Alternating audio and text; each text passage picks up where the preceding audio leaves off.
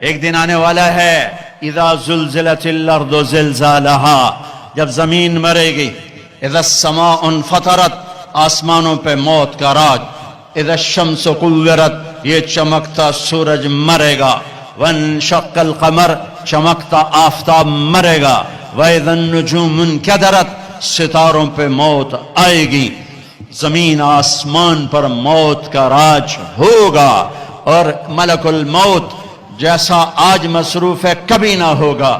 زمین پہ موت نے جھاڑو پھیرا، پہلے آسمان کے فرشتے ختم، دوسرا، تیسرا، چوتھا، پانچواں، چھٹا، ساتوں آسمان کے فرشتے ختم، پھر میرے اللہ کی آواز آئے گی کون باقی ہے؟ تو یہ کہے گا یا اللہ عرش کے 4 فرشتے اور یہ 4 میرے سمیت 4 فرشتے۔ اللہ تعالیٰ فرمائیں گے فَلْيَمُتْ جبریل و میکائیل، جبریل و میکائیل کو موت دے دو۔ تو اللہ کا عرش ہاتھ جوڑے گا یا اللہ اسے بچا لو، تو اللہ کہے گا اسکت، فقط کتبت الموت علی من کان تحت عرشی، خاموش، میرے عرش کے نیچے موت ہے۔ یہ جبریل گیا، یہ میکائیل گیا، پھر اللہ پوچھیں گے کون باقی؟ کہیں گے عرش کے فرشتے اور ہم دو، اسرافیل، اسرائیل۔ اللہ کہیں گے عرش کے فرشتے مر جاؤ، دھڑم سے گریں گے، پھر اللہ پوچھے گا کون باقی؟ تو کہیں گے یا اللہ ایک میں باقی، اسرافیل۔ اللہ کہیں گے اسرافیل مر جائے، سور پھونک رہا ہوگا، سور گرے گا، عرش سے لٹک جائے گا، اسرافیل گرے گا، اوپر اللہ، نیچے اسرائیل، کون باقی؟ ہوں دی واری لگ گئی، ٹنگاں ہوندیاں بھی ہوں جواب نہیں دیندیاں پیاں، ایاں ہی ہوندیاں پیاں، کون باقی؟ اللہ اب تو تیرا یہ حقیر بندہ ہی باقی، غلام باقی۔ اللہ تعالیٰ کہیں گے مت فإنک خلق من خلقی، تو بھی مر جا، تو بھی میری ایک مخلوق ہے۔ آج بھی اللہ باقی اور کل بھی اللہ باقی، باقی طارق جمیل بھی مرے گا، یہ سب مجمع مرے گا، پروٹوکول والے بھی مریں گے، ریڈی والے بھی مریں گے، پھر ایک دن ایسا آئے گا کہ قبر کا نشان بھی کوئی نہ ہوگا، کوئی جاننے والا نہ ہوگا کون تھا، کہاں تھا، کیسا تھا۔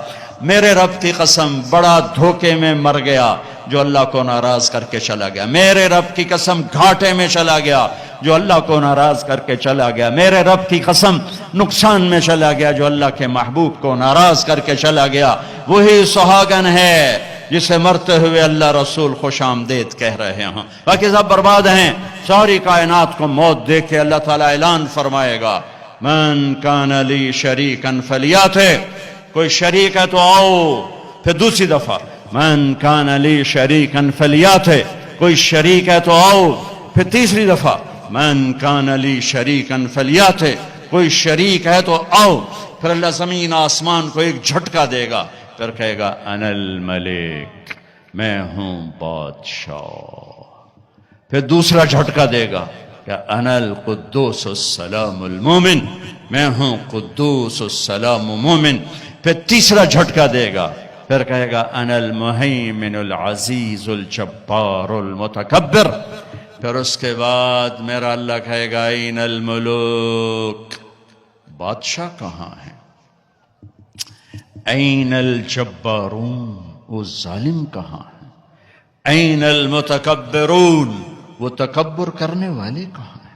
وہ ایڑی مار کے چلنے والے کہاں ہیں؟ ہٹو بچو کے شور والے کہاں ہیں؟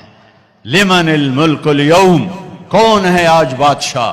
کوئی جواب دینے والا نہیں ہوگا، میرا اللہ کہے گا للہ الواحد القہار، اکیلے شہنشاہ کی حکومت ہے، سب نے مرنا۔ میرے نبی بھی 12 ربیع الاول کو تشریف لے جا رہے ہیں، کیسے 29 صفر، مہینہ 30 کا نہیں تھا، 29 کا تھا۔ آپ کو عصر کے بعد سر میں درد ہوا، جنازے سے واپسی، حضرت عائشہ کے گھر پہنچتے پہنچتے بخار ہوا، اور پھر آپ 12 تاریخ کو اس سارے دورانیے میں بخار سردرد، بخار سردرد، بخار سردرد، نمازیں پڑھا رہے ہیں، تشریف لا رہے ہیں، جانے میں 5 دن باقی ہیں۔ سارا مجمع غور سے یہ میری بات سنیں، جانے میں 5 دن باقی ہیں۔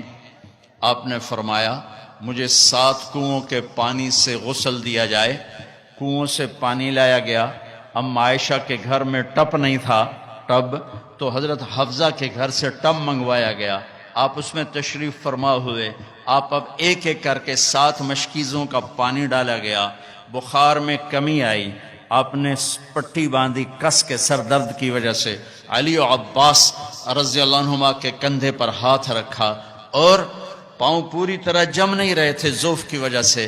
آپ ممبر پہ تشریف لائے. اب سننا اپنے نبی کی بات. لوگوں، ایک زمانہ گزار کے جا رہا ہوں. میں نے کسی کا حق مارا ہو مجھ سے اب لے لو. کسی کو تھپڑ مارا ہو بدلہ لے لو. کسی کو چھڑی ماری ہو بدلہ لے لو. قیامت کے دن میرے خلاف کوئی دعویٰ نہ کرنا. یہ وہ ہستی ہیں جن کی طفیل جنت ملے گی، جہنم سے نجات ملے گی. جن کی طفیل حساب کتاب شروع ہوگا. جن کی طفیل قوموں کی قومیں جنت میں جانے والی ہیں.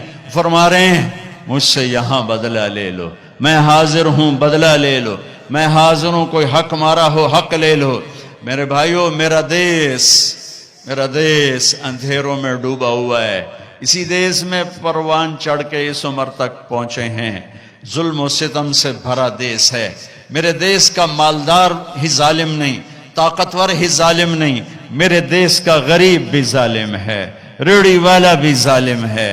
اور کائنات کی سب سے عظیم ہستی فرما رہے ہیں میں نے کسی کا حق مارا ہو تو لے لو، یہاں لے لو. سب رونے لگے، کوئی نہیں بولا. آپ اترے، ظہر کی نماز پڑھائی. اس کے بعد دوبارہ ممبر پر تشریف لائے اور پھر فرمایا کہ میں نے کسی کا حق مارا ہو، میں نے کسی کا حق دینا ہو بولو.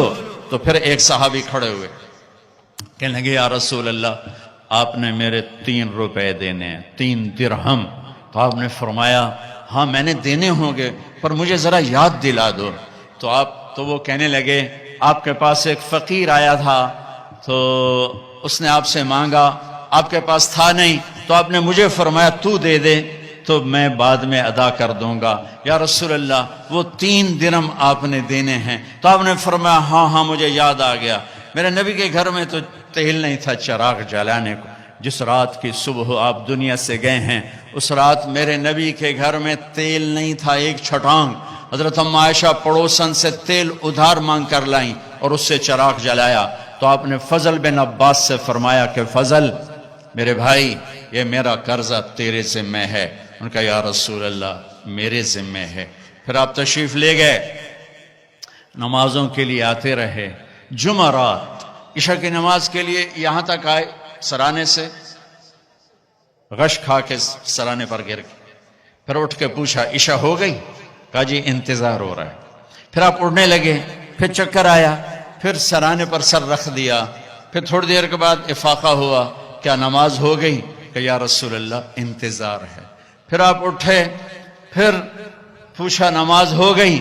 کہ یا رسول اللہ انتظار ہو رہا ہے. تو آپ نے فرمایا مرو ابا بکر فلیصلی، ابو بکر سے کہو نا میری جگہ نماز پڑھائے. ابو بکر پیچھے کھڑے تھے، عمر پہلی صف میں تھے. صحابہ نے عمر کو آگے کر دیا کہ نمازی پڑھانی ہے. جب انہوں نے اللہ اکبر کہا اور اللہ کے نبی نے سنا تو آپ نے کمرے کے اندر سے اعلان فرمایا عمر کو پیچھے کرو، ابو بکر کو آگے کرو. میرے رب کا فرمان ہے میرے مصلی پر ابو بکر کے سوا اور کوئی کھڑا نہیں ہو سکتا. نماز کو روکا گیا، ابو بکر کو آگے کیا گیا. اور آپ نے عشاء جمعرات کی 5 نمازیں ہفتہ اتوار، جمعہ ہفتہ اتوار 5 نمازیں، یہ سو پیر کی 16. ہفتے کے دن ظہر کی نماز پر ابو بکر نماز پڑھا رہے ہیں. میرے نبی وہاں سے آتے ہیں آہستہ آہستہ چلتے ہوئے آسرے کے ساتھ. ابو بکر کی نظر پڑتی تو ایسے پیچھے ہٹنا شروع ہو جاتے ہیں ایسے کہ اب شاید میرے نبی مصلی پر کھڑے ہوں گے. تو ایسے ہوتے ہیں ایسے. تو آپ نے ہاتھ کا اشارہ کیا کھڑے رہو کھڑے رہو، تو وہ پھر ایسے آگے ہو جاتے ہیں. تو میرے نبی الٹے ہاتھ آ کر ابو بکر کے پاس نیچے بیٹھ کر ظہر کی نماز ادا فرماتے ہیں اور پھر کمرے میں تشریف لے جاتے ہیں. یہ آپ کی آخری آمد تھی امت کے پاس. پھر اس کے بعد آپ باہر نہیں تشریف لائے. پیر کا دن آ گیا، فجر کی نماز صحابہ پڑھ رہے. آپ نے ایسے ذرا سا دروازہ کھولا اور اپنی امت کو یوں دیکھا. تو حضرت انس فرماتے ہیں عشق و محبت میں ہمیں یاد ہی نہیں کہ ہم نماز پڑھ رہے ہیں. ہم سب نے نماز میں اللہ کے نبی کو دیکھنا شروع کر دیا ایسے گھر، ہمیں یاد نہیں رہا. تو چونکہ ادھر دروازہ تھا تو سب نے ایسے یوں دیکھنا شروع کر دیا، تو آپ نے دروازہ بند فرما دیا. اندر تشریف لے گئے. اشراق کا وقت ہوا تو آج 12 ربیع الاول ہے. آج واپسی شالا ٹر دے سجن کوئی نہ ویکھے، ڈھے پمدے نے کنگرے ہاں دے، اچیاں باہیں تے لمیاں ڈھائیں تے ہوندے وین کسے دے نہ دے. یہ میری زبان کی شاعری ہے، تمہیں سمجھ میں آئے نہ آئے. بات بڑی کی ہے خواجہ غلام فرید صاحب نے. تو آپ نے تمام ازواج کو بلایا، تمام بیگمات کو بلوایا، سب کو ملے، بات کچھ نہیں کی، ملاقات کی، رخصت فرما دی.